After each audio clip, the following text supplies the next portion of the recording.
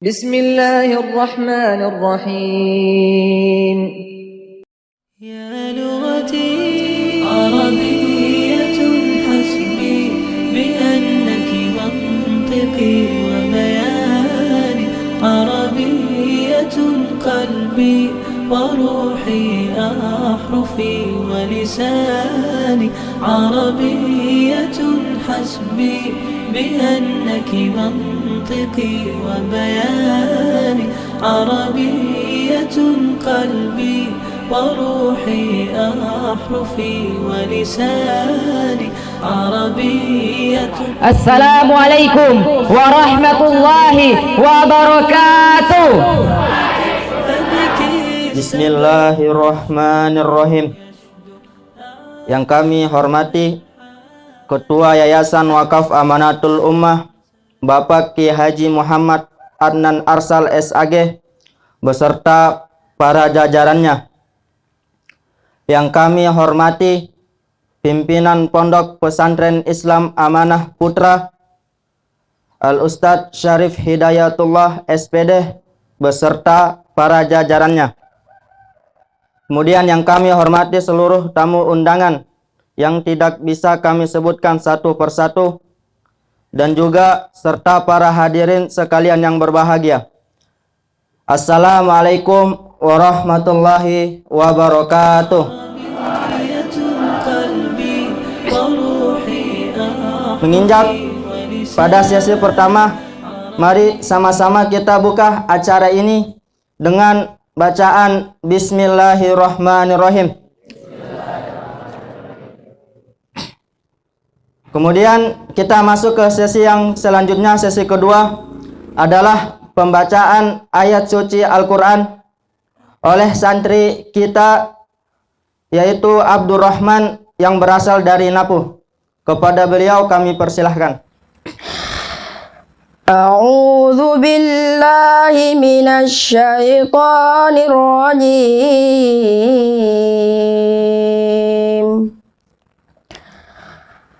Bismillahirrahmanirrahim.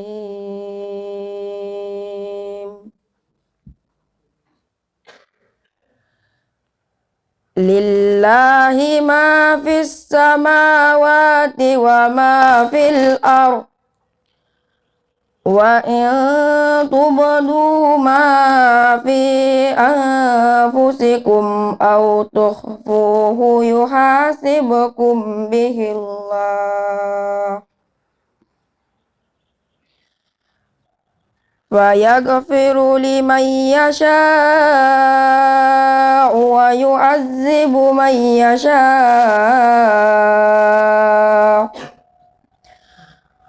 wallahu ala kulli syai'in qadir.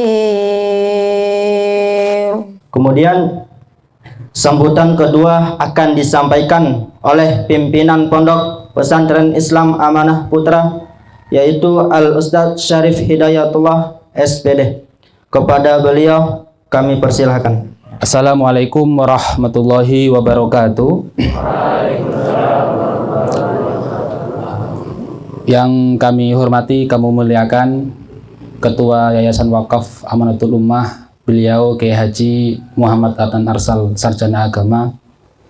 Kemudian yang kami hormati Kepala Madrasah Amanah Putra, beliau Ustadz Imam Syafi'i, Sarjana Pendidikan. Kemudian yang kami hormati Ketua Kesantrian sekaligus Ketua Panitia, beliau Al-Ustadz Muhammad Awal, Sarjana Pendidikan Islam, kalau nggak salah gitu saja. Kemudian yang kami hormati juga para staf Dewan Guru serta yang kami sayangi anak-anakku sekalian. Alhamdulillah, kita bersyukur kepada Allah Subhanahu wa Ta'ala. Pada kesempatan pagi ini kita melaksanakan salah satu rutinitas program dari pesantren, dari madrasah, dari kesantrian, yaitu ajang musabaqah santri Pondok Pesantren Islam Amanah Putra yang kita selenggarakan pada bulan Sya'ban ini. tahun 1443 Hijriah atau bertepatan dengan Maret tahun 2022 Masehi.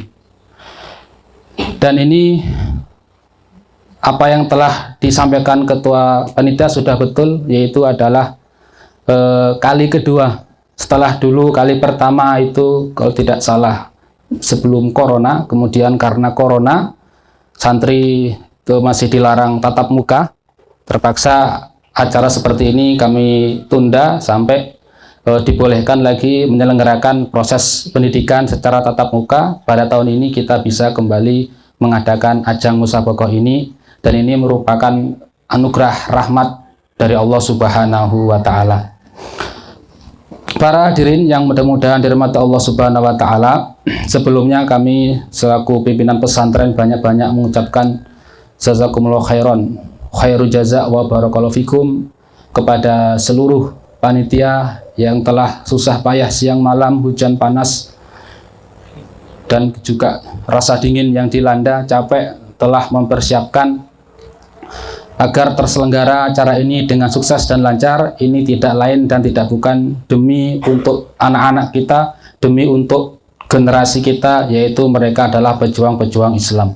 Anak-anakku sekalian, kalau Ustadz tanya, siap antum menjadi pejuang Islam? Siap terjun dakwah di masyarakat?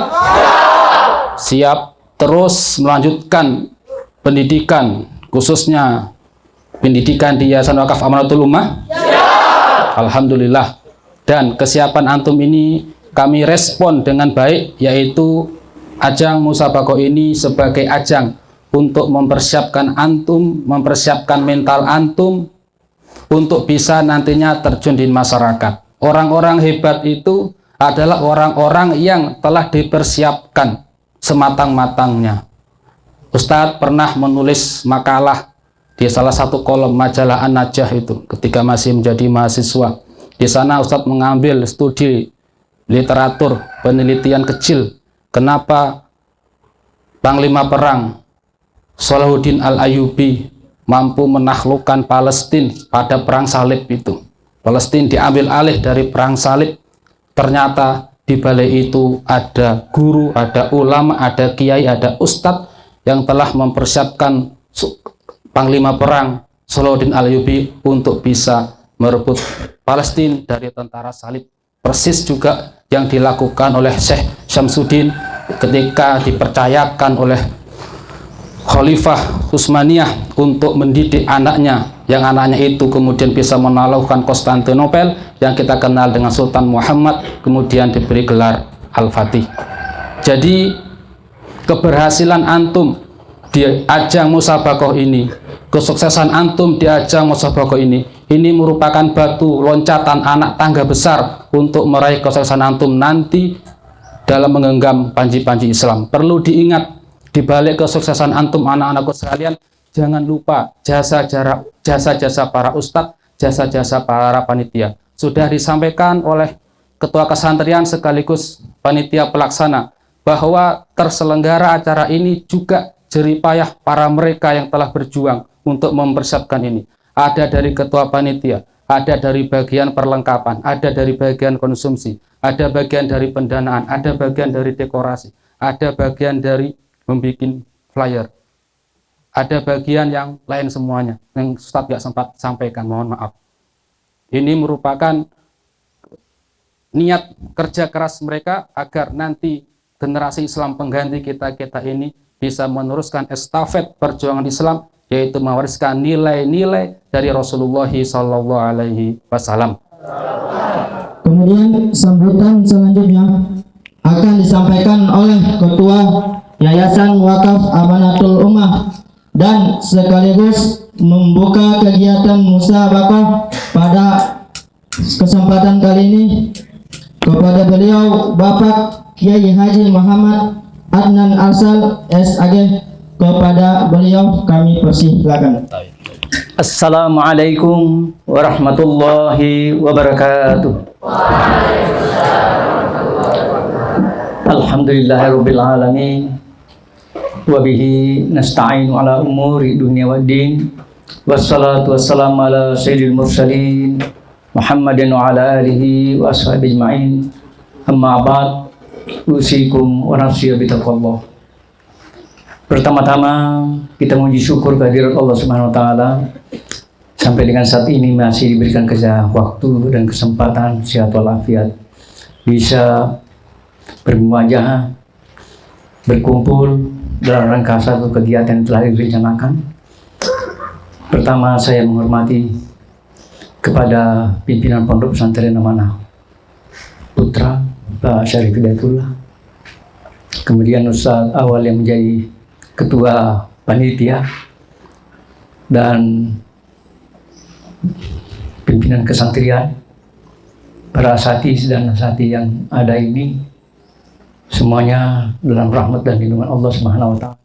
Momen ini adalah momen lomba atau musabaqah tahfizul Quran, ceramah, kemudian lomba bahasa atau lomba tabligh bahasa Arab dan azan. Kesemuanya ini dilombakan, tentunya dipersiapkan sejak sekian lama. Kalau tahun lalu, 2 tahun lalu sempat seperti ini kita buka, tapi karena situasi COVID tidak sempat tahun lalu kita adakan. Nah, nanti pada saat ini untuk kedua kalinya diadakan lomba musabaqah. Anak-anakku sekalian yang dirahmati Allah, Anda telah belajar bertahun-tahun, bahkan mungkin ada yang sudah mau hampir berakhir. Ilmu telah diterima, tapi ilmu itu bukan hanya sekedar di dalam tulisan, tapi ilmu sudah dihafal, ada di dalam otak, ada di dalam perasaan. Tapi apabila ilmu telah dimiliki seperti itu belum diamalkan, maka belum diberkahi oleh Allah Subhanahu wa taala. Karena ilmu yang kita peroleh itu bukan untuk kepentingan diri kita sendiri.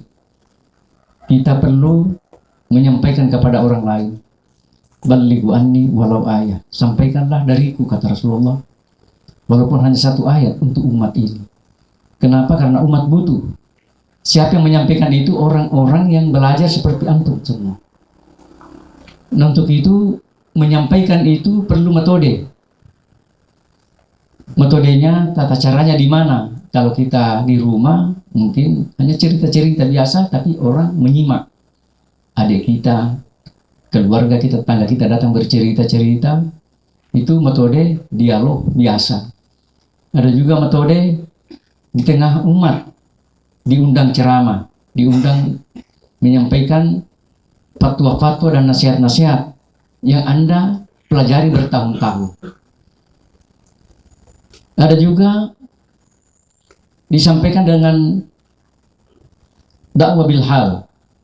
Kita tidak ceramah, tapi orang melihat tingkah laku dan perbuatan kita di tengah masyarakat. Orang melihat, oh begini anak pesantren amanah, sopan, menghargai orang lebih di atas umurnya dan menyayangi di bawah umurnya. Kenapa? Karena di dalam pondok ini dibina oleh ustadz-ustadz kita untuk bagaimana menanamkan rasa persaudaraan di antara sesama santri. Antum semua ini adalah bersaudara, sama dengan seibu sebapak di dalam pondok pesantren ini. Dan untuk itu di pondok pesantren ini tidak diajarkan untuk bersaing dalam arti yang negatif. Kalau bersaing dalam positif, melomba, siapa yang berbanyak hafalan, siapa yang memperdalam ilmunya, itu yang dikehendaki.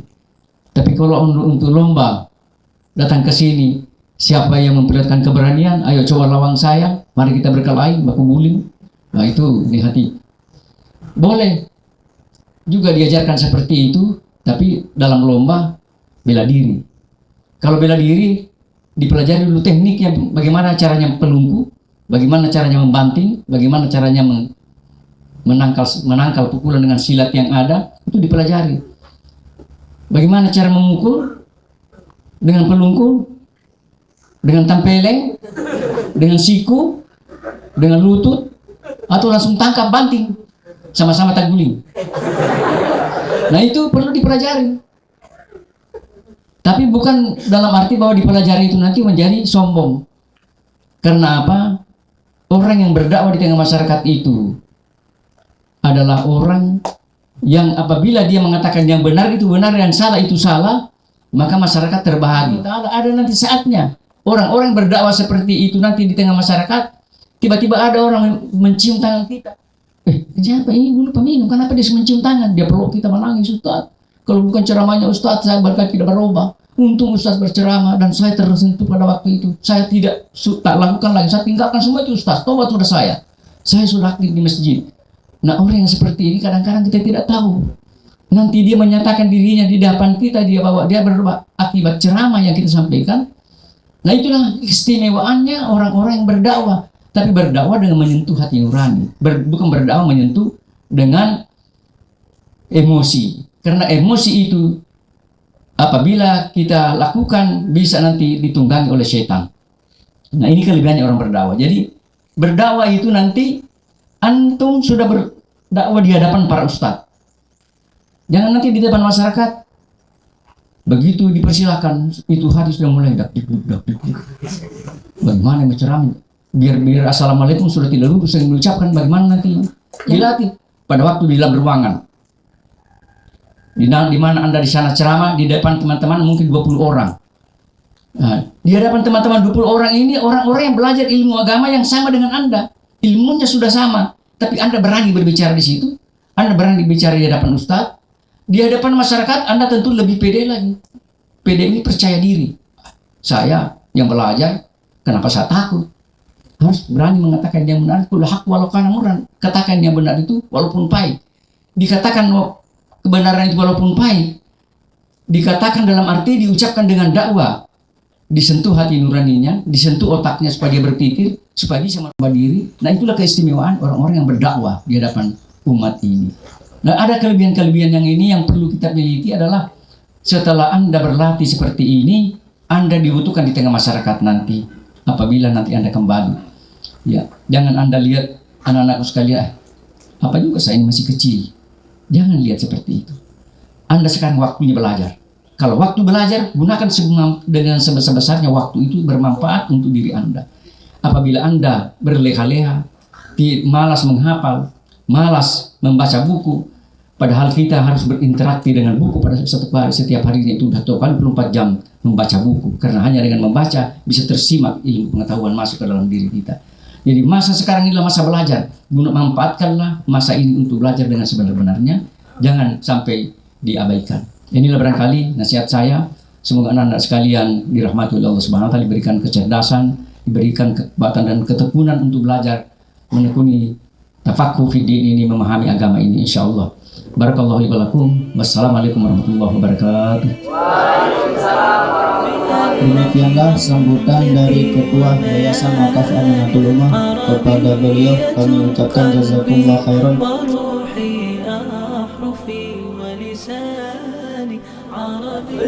Allahu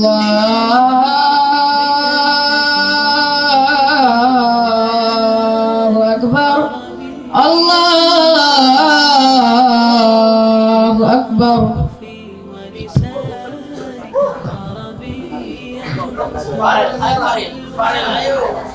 Allahu Akbar. Allahu Akbar. يا روعة سلبت شغاف القلب في ترنيم أشهد أن لا إله إلا الله. في مفرداتك هامت الأرواح حين استعذبت حرفا أشهد أن لا إله إلا الله.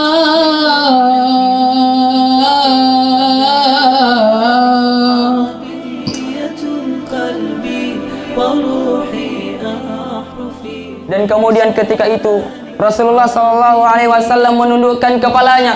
Dari kedua puluh mata beliau mencucurkan air mata, membasahi pipi beliau sampai ke janggut beliau, dan beliau berkata, golongan-golongan yang soleh ini Golongan-golongan yang mulia ini adalah golongan-golongan yang adanya nanti di akhir zaman. Mereka tak pernah memandang wajahku, mereka tak pernah mendengar langsung kata-kataku, mereka tak pernah duduk langsung bersamaku, akan tetapi mereka beriman kepada aku. Beliau berkata, mereka adalah umat yang aku rindukan, mereka adalah umat yang aku cintai. Tuba liman yarani wa amana bi, wa tuba summa tuba liman yarani wa amana bi. Sungguh beruntung orang-orang yang melihatku lalu beriman kepadaku, dan sungguh beruntung dan sungguh beruntung dan sungguh beruntung, 3 kali keberuntungan, 3 kali kemuliaan orang-orang yang tidak pernah melihatku lalu beriman kepadaku. Siapa? Kita umat Nabi Muhammad sallallahu alaihi wasallam.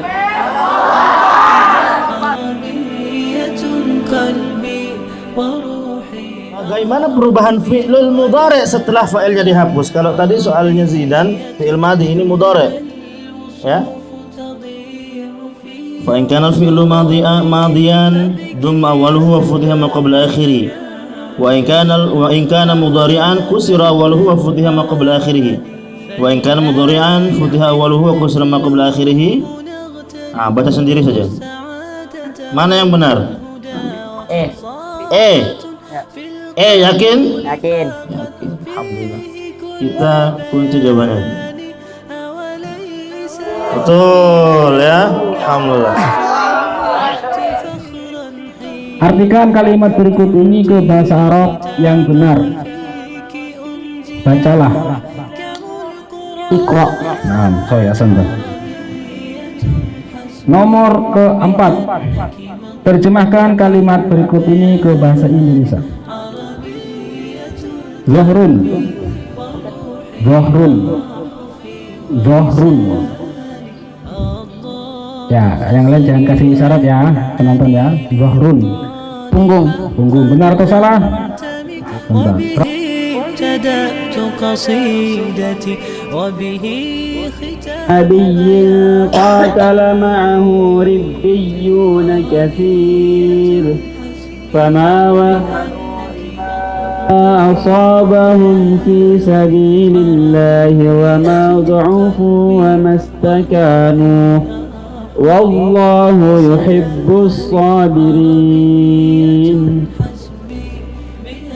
أعوذ بالله من الشيطان الرجيم.